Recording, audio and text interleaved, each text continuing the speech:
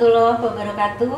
Sobat Tani dan para pendengar dimanapun Anda berada, jumpa lagi kita dengan podcast Pojok Mesra BSIP Bengkulu. Semoga Sobat Tani dan para pendengar saat ini dalam keadaan sehat dan tetap semangat.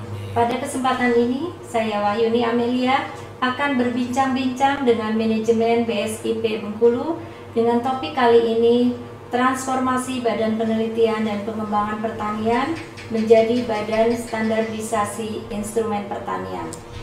Baik, telah hadir pada kesempatan ini adalah Bapak PLT Kepala BSIP Bengkulu, Bapak Dr. Jack P. Hendra MSI, kemudian Ibu Kepala Subbagian Tata Usaha, Ibu Yayu Utami SE, dan Ibu Subkoordinator Kerjasama dan Pelayanan Pengkajian, Ibu Nur Megawati SPMSI, serta Ibu Irma Kalista ST MAGR SC sebagai Koordinator Program dan Evaluasi. Baik, mari kita sapa dulu narasumber kita pada hari ini.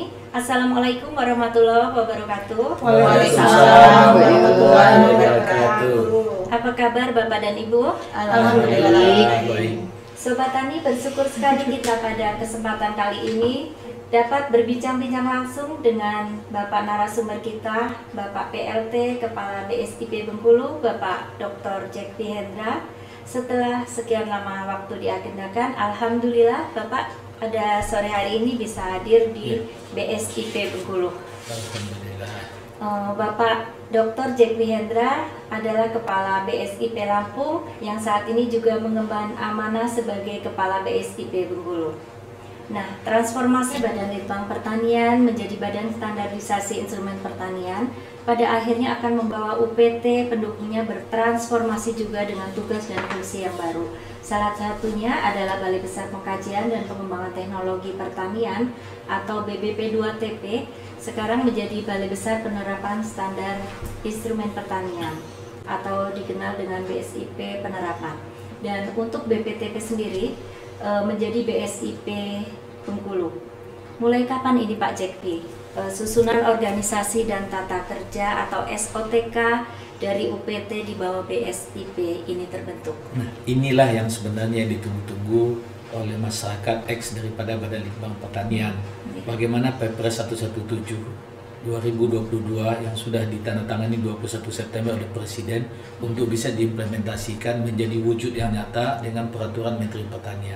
Alhamdulillah semuanya ini kembali pada tanggal 6 Februari 2023. Semua yang menjadi keinginan X daripada Badan Litbang berubah menjadi suatu kenyataan dengan dikeluarkannya Permentan nomor 13 tahun 2023. Perubahan ini menyebabkan BSIP yang sudah di-SK-kan oleh Perpres 117 kemudian dijabarkan tugas dan fungsinya bahwa di dalam pelaksanaan kegiatannya ada mandatori khusus untuk Balai Besar Penerapan yang selama ini menjadi induk daripada BPTP.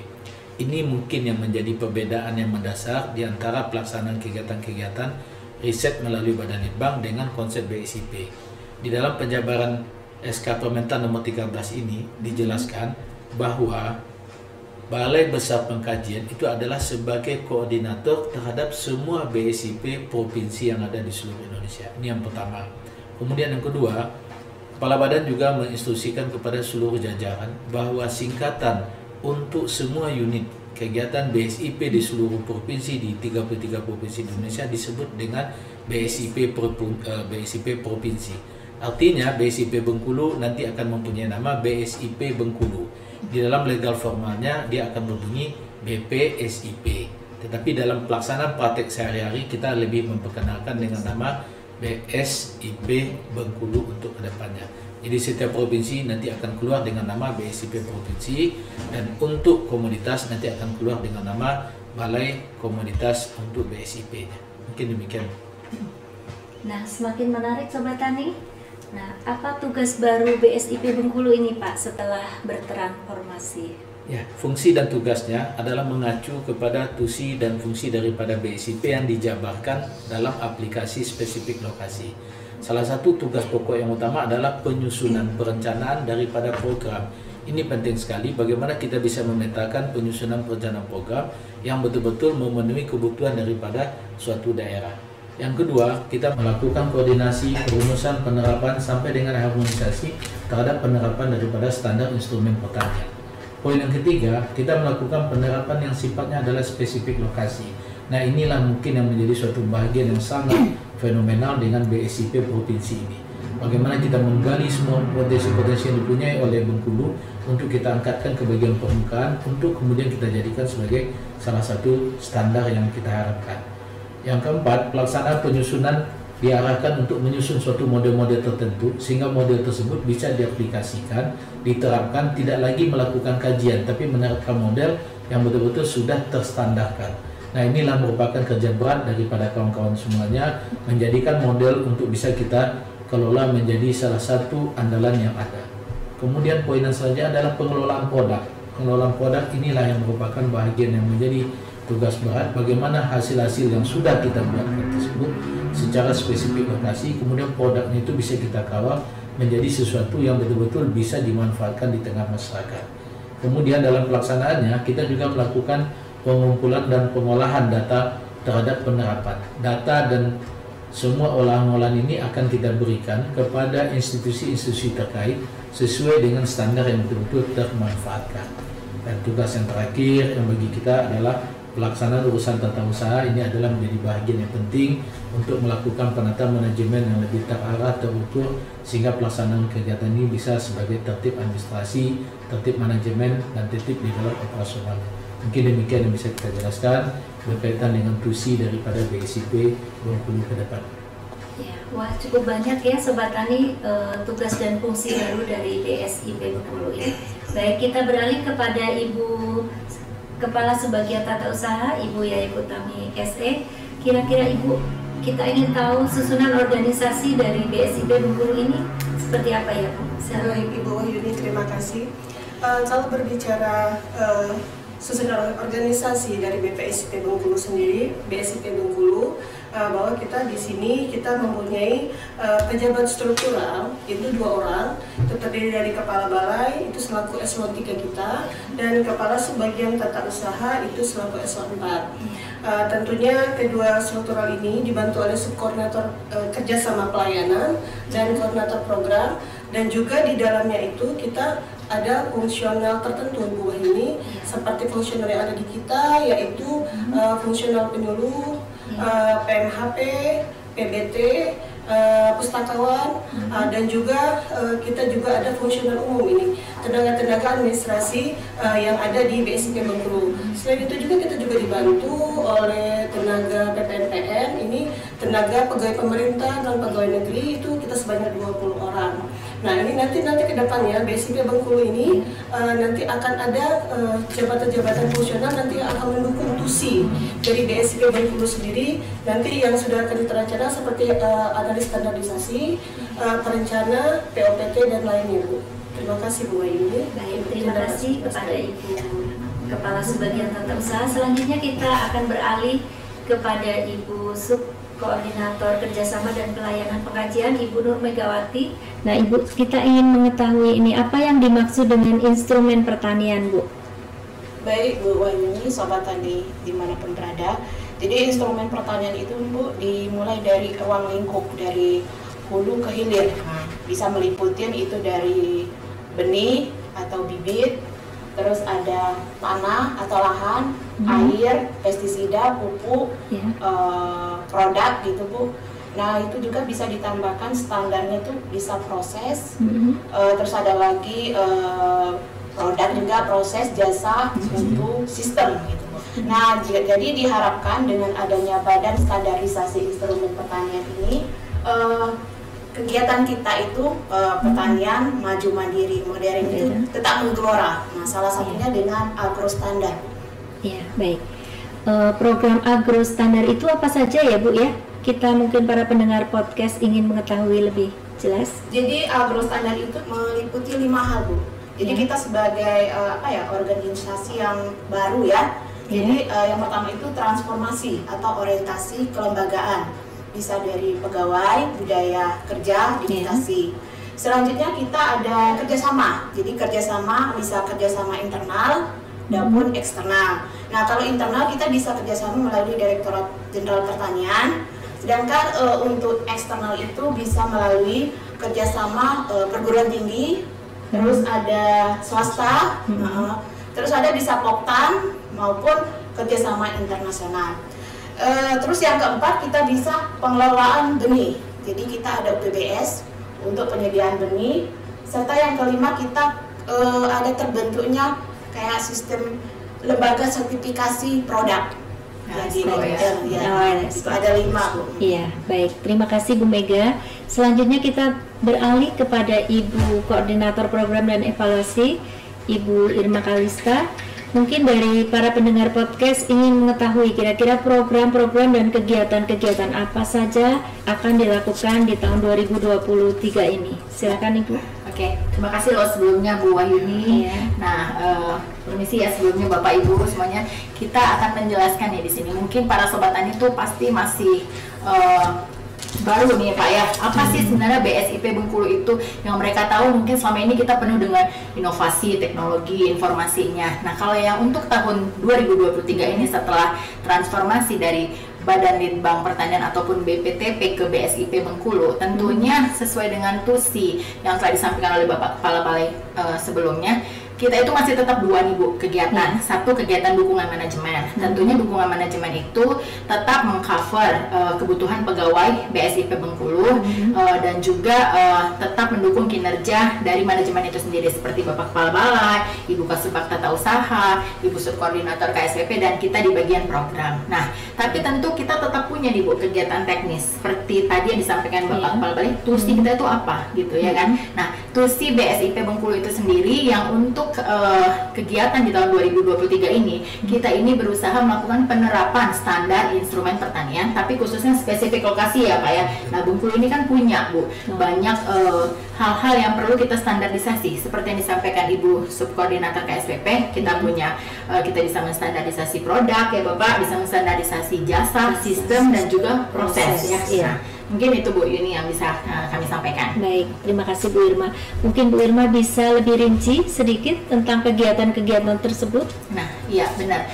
Jadi ya Bapak Kepala Balai ya mudah-mudahan ya di tahun 2023 ini kita sendiri tahu ya sampai dengan Maret ini kita kita masih melaksanakan kegiatan lanjutan dari tahun 2022 yang lalu gitu ya. Seperti kita punya perbenihan ya Bu Mega ya. Sekarang semuanya outputnya sudah tercapai ya.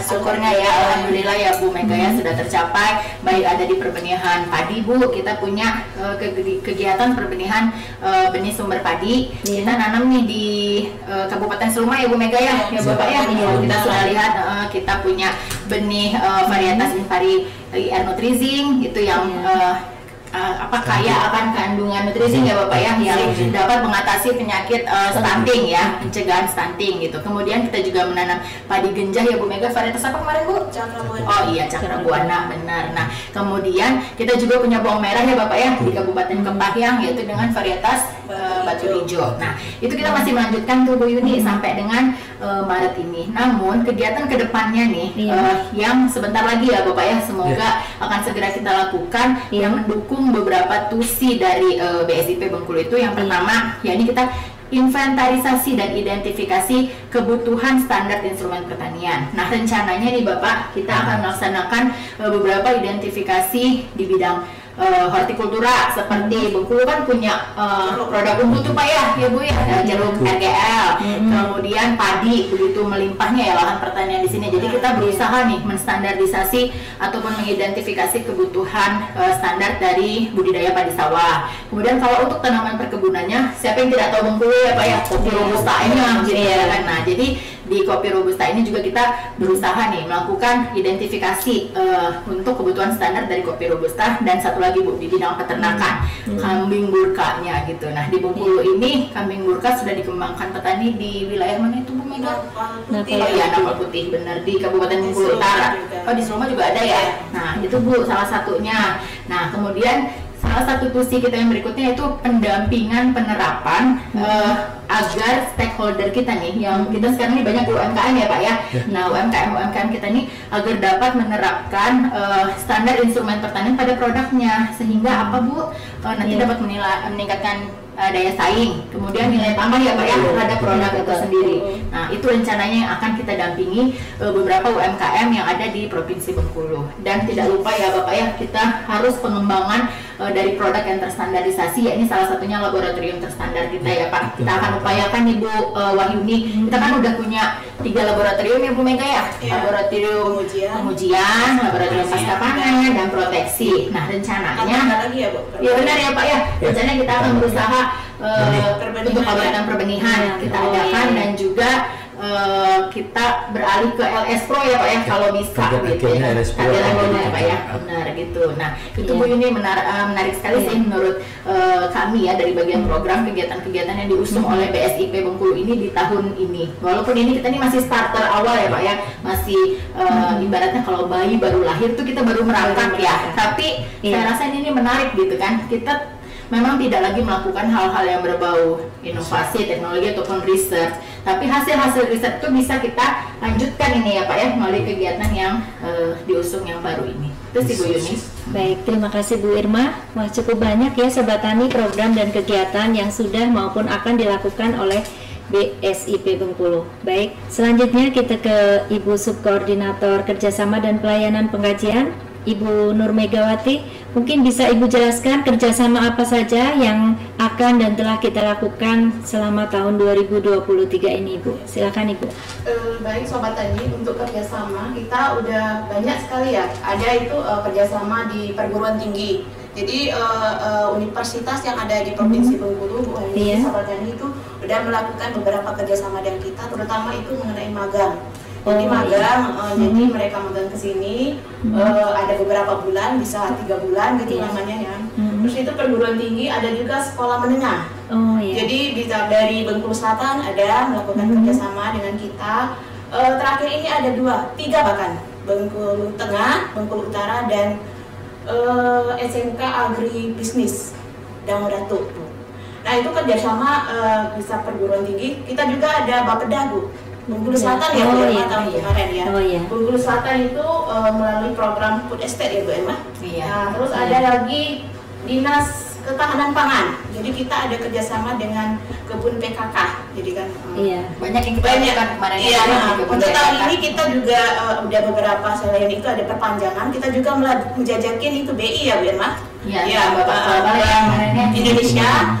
Terus ada PTPN. Nah itu untuk kerjasama PTPN 7 yang di Seluma. Nah selain itu kita kerjasama ada juga pelayanan Bu. Nah jadi kan di BSIP Bengkulu ini kita ada beberapa pelayanan. Yang pertama itu pelayanan seperti yang disampaikan Bu Irma tadi, ada lab pengujian. Jadi kita menerima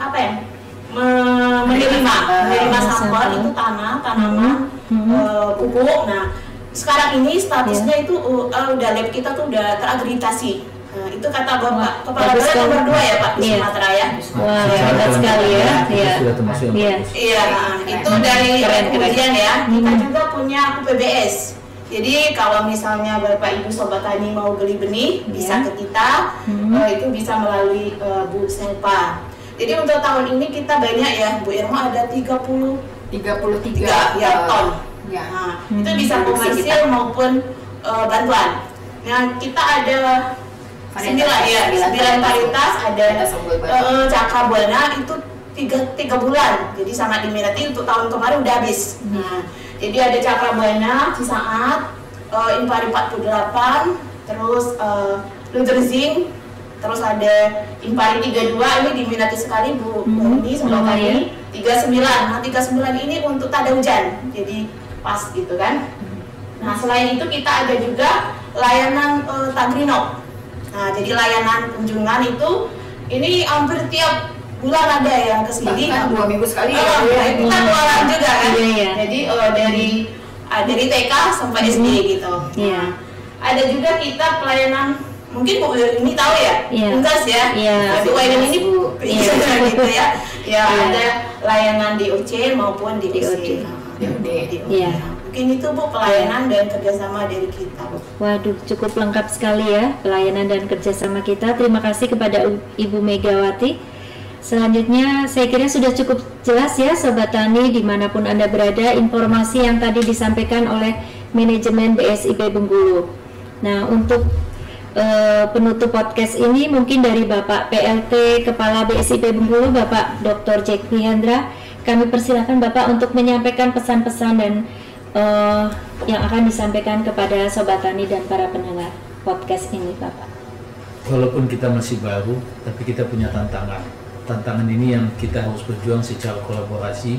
Kita bangun koordinasi yang lebih intensif, kita bangun kebersamaan, dan yang paling utama kita angkatkan apa inovasi-inovasi yang sudah kita hasilkan, itu yang kemudian kita jadikan standar, kemudian kita jadikan sebagai instrumen untuk membangun BSIP ini lebih baik daripada BPTP yang sudah hilang dari kondisi kita saat sekarang ini. Terima kasih. Alhamdulillah, terima kasih kepada Bapak Ibu narasumber, Bapak Jekvi, Ibu Yayu, Ibu Irma, dan Ibu Mega atas waktu dan kesempatan yang diberikan. Sobat Tani dan para pendengar dimanapun Anda berada, mudah-mudahan obrolan kita pada hari ini bermanfaat bagi Sobat Tani semuanya. Mohon maaf jika ada kesalahan. Saya selaku pembawa acara pada podcast ini, saya akhiri dengan sebuah pantun. Dari mana datangnya lintah, dari sawah turun ke kali. Podcast tentang BSIP selesai sudah. Sampai jumpa kembali di lain hari. Terima kasih. Sampai jumpa. Assalamualaikum warahmatullahi wabarakatuh.